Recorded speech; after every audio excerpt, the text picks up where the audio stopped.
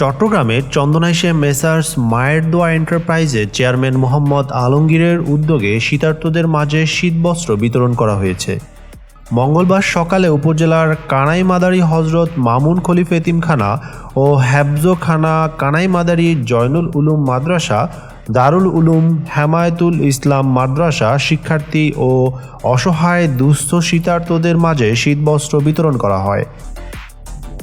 চন্দনাইশ বরকল ইউনিয়নের কানাইমাদারী এলাকার কৃতি সন্তান মেসার্স মায়ের দোয়া এন্টারপ্রাইজের চেয়ারম্যান মোহাম্মদ আলমগীরের ব্যক্তিগত প্রচেষ্টায় শীতার্তদের মাঝে এসব শীতবস্ত্র বিতরণ করা হয়। উনি চেষ্টাই করে যায় মানে সাধারণ মানুষের কি করার জন্য, একটু সন্তুষ্টি রাখার জন্য। অত্র এলাকায় যে সমস্ত ব্যয়গুলো দেখতেছেন, এগুলো অত্র এলাকার ছেলে সন্তান সবাইকে মানে বেকারত্ব দূর করে, মানে এখানে যে ব্যবসা আছে, প্রতিষ্ঠান আছে, চেয়ারম্যান সাহেবের ওনার মধ্যে কাজের মধ্যে নিয়োজিত থাকে।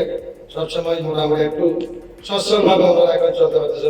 মোটামুটি চন্দনেশ কানামাদারী থেকে পাড়ার মধ্যে আলমের চেয়ারম্যানের একটু সবাই আন্তরিক মহব্বত করে। কিছু কিছু লোক আছে এগুলো যারা পারে না বা দিতে পারে না, গ্রামের মানুষের সাহায্য করে না, তারা বিভিন্ন ধরনের বিভিন্ন রকমের কথাবার্তা ওনার বিরুদ্ধে বলে আসে, কথাবার্তা বলে আসে। তাই আমি পরিশেষে একটা কথাই বলবো, ওনার জন্য একটু দোয়া করবেন। উনি যাতে আল্লাহর রহমতে আগামীতে আরো মানে এর চেয়ে আরো বেশি কিছু করতে পারে, মতো দিতে পারে মতো।